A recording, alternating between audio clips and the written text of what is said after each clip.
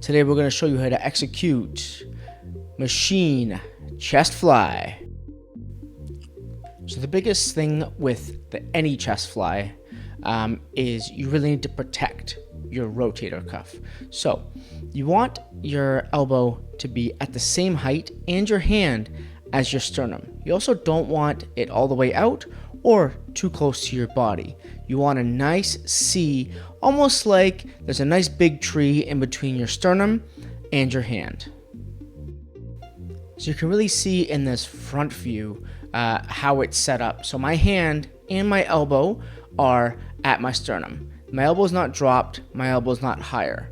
So you see the difference right in there? When you bring your arms together, you're almost just slamming your fists together. So you should probably have, I don't know, about a foot in between your sternum and your hand. That should be a good distance. On the negative, you want to make sure you feel that stretch in your chest. So that was machine chest fly. This is a great exercise to really get into your armpit of your pectoral muscle. A couple things you want to be aware of is having your hands not too high.